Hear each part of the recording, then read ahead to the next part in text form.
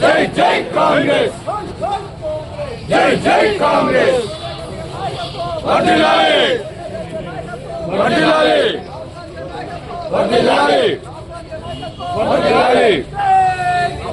जय जय कांग्रेस, जय जय कांग्रेस, वर्धिल्लाले कांग्रेस, जय जय कांग्रेस पार्टी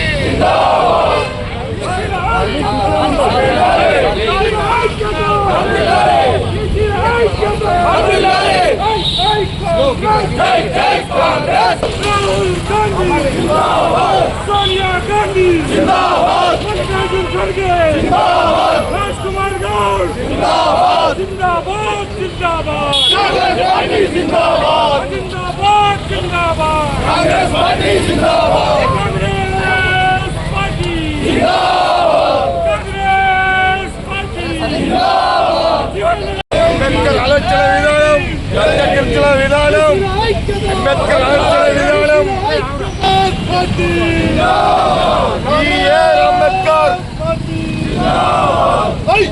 కాంగ్రెస్, జై కాంగ్రెస్, జై జై కాంగ్రెస్, రాహుల్ గాంధీ గారి నాయకత్వం, వర్ధిల్లాలి, రెడ్డి గారి నాయకత్వం, వర్ధిల్లాలి, రాజకుమార్ గౌడ్ గారి నాయకత్వం, వర్ధిల్లాలి, గారి నాయకత్వం, వర్ధిల్లాలి, జై కాంగ్రెస్,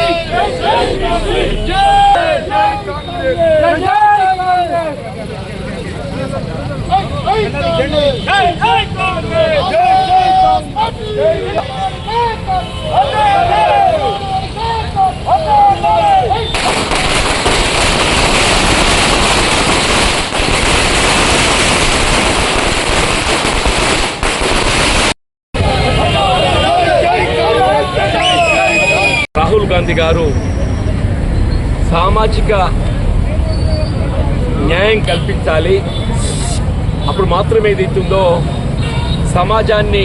మన అభివృద్ధి పథంలో తీసుకుపోగలుగుతామన్నటువంటి ఒక భావనతోని కుల గణనతో వారి జనాభా మేరకు ఏదైతుందో వారికి ఇటు స్థానిక సంస్థల ఎన్నికలకి పరిమితం కాకుండా విద్యా ఉద్యోగాలలో కూడా వారికి రిజర్వేషన్ సౌకర్యం కల్పించాలనే ఒక భావనతోని మరి ఆనాడు ఎన్నికల ప్రణాళికలో పేర్కొని కామారెడ్డి డిక్లరేషన్ ప్రత్యేకంగా ఏదైతుందో ఈ 42% రిజర్వేషన్ బలహీన వర్గాలకు కల్పించాలనే ఒక ఆలోచన తెర మీద తీసుకొచ్చింది రాహుల్ గాంధీ గారు అని చెప్పక తప్పదంటుండే. ఇలా రాహుల్ గాంధీ గారి ఆలోచనకు అనుగుణంగా తెలంగాణ రాష్ట్ర ప్రభుత్వ గౌరవ ముఖ్యమంత్రి రేవంత్ రెడ్డి గారు మరి ఆనాడు శాసనసభలో ఏదైతుందో ఈ కుల గణనకు అనుగుణంగా బలహీన వర్గాలకు ఏదైతుందో 42% రిజర్వేషన్ సౌకర్యం కల్పింపజేయబడాలి అనేటువంటి ఒక బిల్లుని ఆమోదింపు చేయబడింది. తదుపరి శాసన మండలిలో కూడా ఏదైతుందో దానికి తగు విధంగా ఆమోదం పొంది భారత ప్రభుత్వానికి ఏదైతుందో భవిష్యత్తులో ఏ విధమైనటువంటి న్యాయపరమైనటువంటి ఆటంకాలు ఏర్పడకుండా ఉండటానికి కొరకు కేంద్ర ప్రభుత్వం ఏదైతుందో 9th షెడ్యూల్లో చేర్చబడాలి అనేటువంటి ఒక ఆలోచనతో అటు కేంద్ర ప్రభుత్వానికి ఇటు రాష్ట్రపతికి ఏదైతుందో నివేదించి కూడా దాదాపు 100 రోజులు గడిచిపోయిందని చెప్పారు. ఆశ్చర్యకరమైన విషయం ఏంటంటే ఆనాడు శాసనసభలో కానీ శాసన మండలిలో కానీ ఇలా బలహీన వర్గాలకు సంబంధించిన 42% రిజర్వేషన్ కల్పింపజేయబడటానికి Bharatiya Janata party in principle ఇక్కడ శాసనసభలో శాసన మండలిలో ఆమోదం తెలపడం జరిగింది. ఎప్పుడైతే ఒక రాజకీయ పార్టీ ఏదైతుందో ఒక ఆలోచన విధానానికి అనుగుణంగా వారి అభిప్రాయాలు తెలియజేస్తుందో